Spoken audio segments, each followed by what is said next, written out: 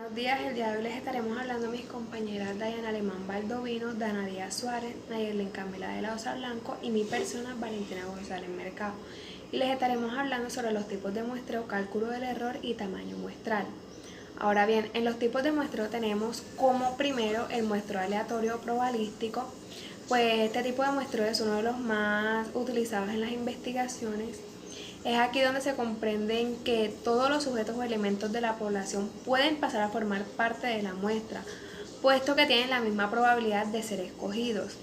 Dentro de los muestreos probabilísticos podemos encontrar los siguientes tipos. Como primer tipo tenemos el muestreo aleatorio simple. Pues este método de muestra lo principal es tener una idea clara de cuántos sujetos serán necesarios para completar el tamaño de la muestra que se va a investigar. Pues este consiste en que cada sujeto de la población se le debe asignar un número para que posteriormente, mediante algún sorteo generando números aleatorios con ayuda de rifa o algún ordenador, se logre dar a conocer los números de los sujetos seleccionados que serán tomados como muestra. Como segundo tipo de muestreo tenemos el sistemático. Pues en este método, como en el primero, los sujetos que conforman a la población son enumerados, pero en lugar de dar a conocer los que serán incluidos mediante al azar, en este caso incluyen otra técnica. Pues posteriormente de que son enumerados, los investigadores dividen el total de la población que se presenta entre el total de sujetos que requieren para la muestra, pues para después elegir a uno de los primeros de estos sujetos al azar, que ya están enumerados, y después se van sumando de una forma secuencial o constante el mismo valor para elegir a los sujetos requeridos. Como tercer tipo tenemos el muestreo estratificado. Pues mediante este método de investigación los investigadores dividen a la población en grupos o estratos que tengan relación o compartan características similares, y después se selecciona al azar o aleatoriamente a los sujetos finales de los grupos o estratos formados. Pues este método es utilizado para cuando los investigadores pretenden que dentro de la muestra se encuentren incluidos todos los grupos de interés que puedan representar significancia para la investigación. La distribución de esta muestra es tomada de la población, que es llamada fijación, y se pueden conocer los tres que se muestran a continuación. Primero tenemos a fijación simple, que es donde cada grupo formado cuenta con la misma cantidad de números de elementos.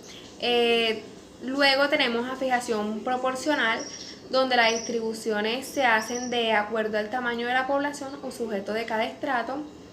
La fijación óptima, fijando la cantidad de sujetos que pueden ser admitidos en la muestra. Como tercer tipo de muestreo probabilístico tenemos el muestreo por aglomerados. Pues este método, la población ya se encuentra dividida en grupos o estratos formados naturalmente, y a partir de esto se toman la cantidad de sujetos que sean necesarios de cada uno para así formar la muestra. Pues ya que este es similar al método por estratificación, que sin embargo se facilita más, pues ya que los grupos están formados y solo se requieren los datos de estos elementos que lo integran. El muestreo no aleatorio o no probabilístico. Bueno, mediante esta técnica de muestreo, en comparación del muestreo probabilístico, las muestras no se recogen por medio de procesos donde a los sujetos se les brinden las mismas posibilidades de ser seleccionados. Como tal, dentro de esta técnica existen 4 tipos de muestreo. Primero, muestreo por cuotas. Mediante este método los investigadores se encargarán de incluir en la muestra solo a un grupo determinado de sujetos que cumplen con ciertos requisitos o condiciones específicas. Segundo, muestreo intencional o de conveniencia. Mediante este método el investigador se encargará de elegir, de acuerdo a sus propios criterios o alcances, a los sujetos que formarán parte de la muestra. Tercero, muestreo por bola de nieve. En este método se hace contacto con algún sujeto en específico y este se encargará de buscar a otros sujetos o nuevos participantes consecutivamente, haciéndolo de esta forma hasta cumplir con el tamaño de nuestra cantidad de sujetos que se necesitan. Cuarto, muestreo discrecional. Mediante este método se aplica una técnica parecida a la del método intencional, pues el investigador recluta a los sujetos según sus criterios, pero en este caso los busca de acuerdo a lo que piensen que estos sujetos puedan aportar a la investigación. Cálculo de error. La realización de una medida suele llevar implícito algún tipo de error. Lo que se interesa es saber hasta qué punto es el resultado que se obtiene está más o menos alejado de la medida real.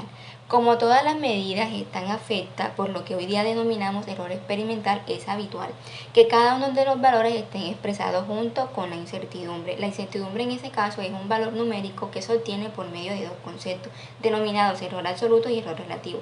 El error absoluto de una medida es la diferencia entre el valor real y la medida y el valor que se ha obtenido en la medición, es decir, la diferencia entre el valor real y el valor aproximado. Sería el error.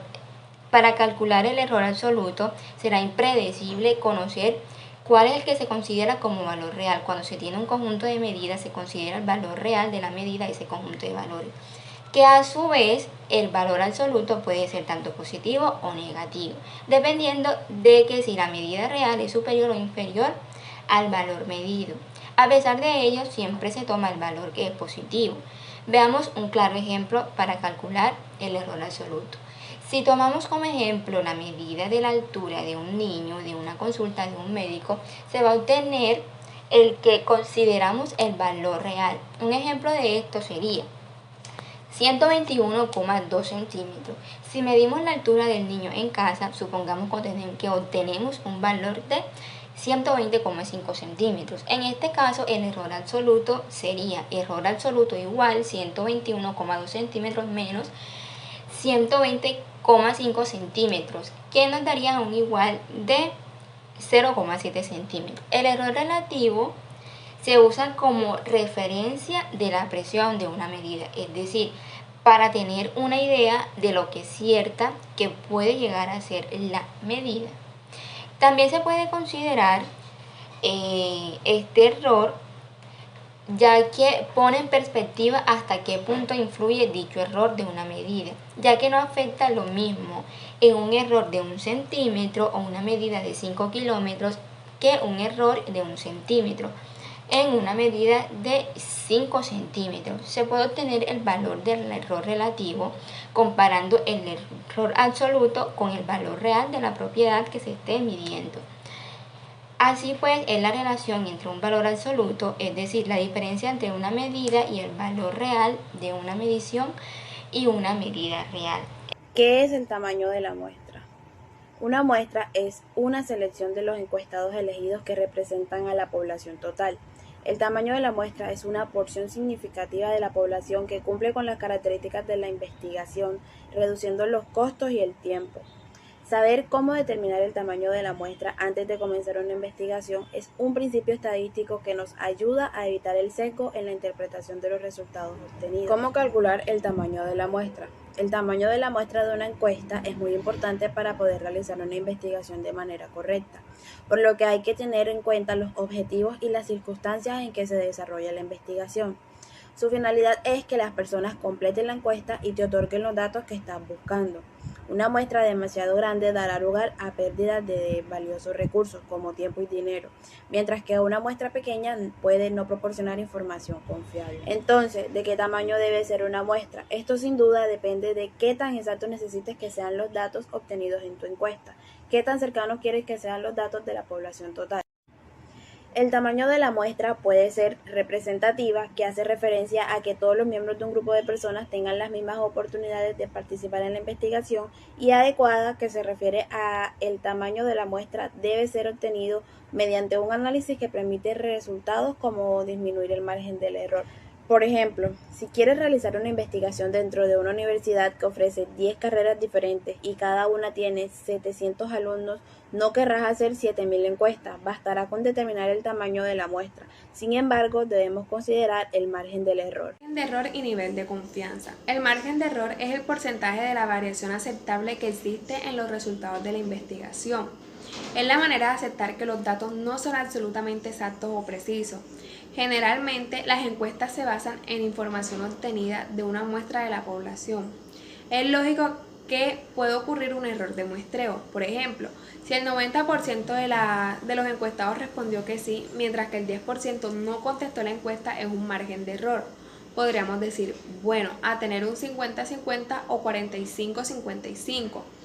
Por lo regular, el margen de error puede ser controlado eligiendo una muestra aleatoria y aumentando el tamaño de la muestra. Lamentablemente, el presupuesto puede llegar a ser un limitante. Menor margen de error requiere un tamaño de muestra más grande, donde el incrementar el tamaño de la muestra aumenta el nivel de confianza. Una pregunta de estas podría ser: ¿qué nivel de confianza se necesita? Las opciones típicas son un 90%, 95% o 99%. Ahora bien, cuando hacemos una investigación debemos de tener en cuidado y en cuenta con las decisiones que tomamos en el camino, ya que hacer un plan de acción ayuda a resolver en gran medida problemas que pueden surgir y mantener el rumbo hacia tus objetivos. En la elaboración de un plan de acción puedes determinar el tamaño de la muestra que usarás en la investigación.